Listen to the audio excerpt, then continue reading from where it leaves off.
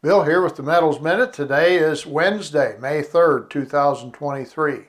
We have the Federal Reserve hiking rates another quarter point today. That makes their 10th hike in a row, and it's been the fastest increase in the shortest amount of time.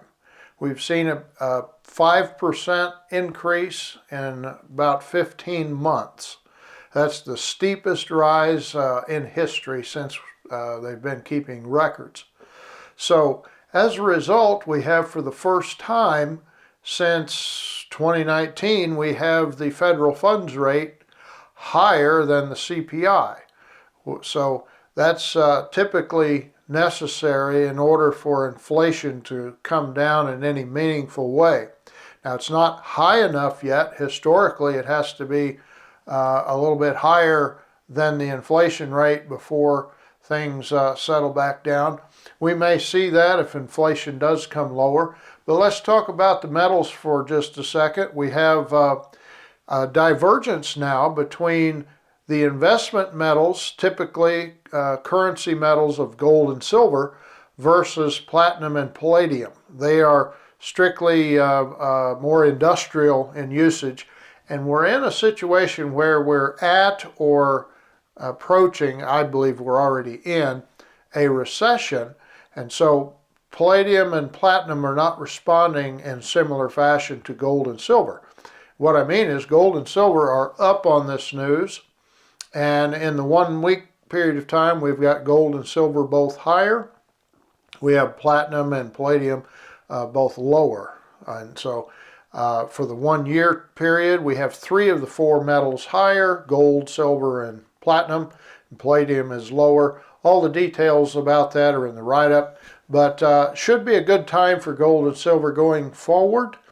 And we have we have the recession indicators coming in, and when we look back about how has gold performed during recessions, if we go back to about 1968 and look at each recession that has happened, there's been 8 previous recessions. If we're not counting what we're in right now, it may turn out to be that we entered a recession a few months back, but it hasn't been announced yet officially.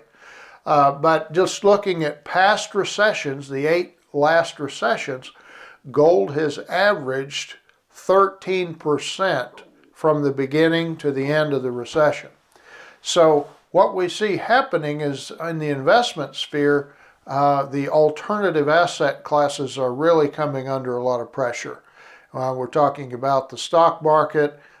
Bonds typically don't like when rates are going up, and so those that are in bonds already, they're seeing some of the value come down with today's announcement.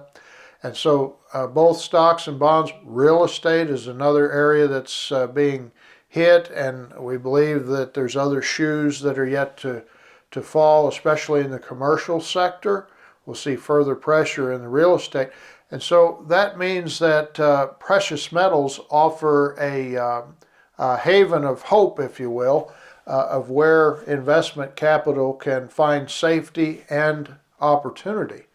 And so this is why typically not only has it done well in 6 out of 8 recessions with a total average of about 13% for gold, but when we add in the aspect of stagflation, those are periods of time where gold was set up and did really well, talking about a 6 to 8-fold increase.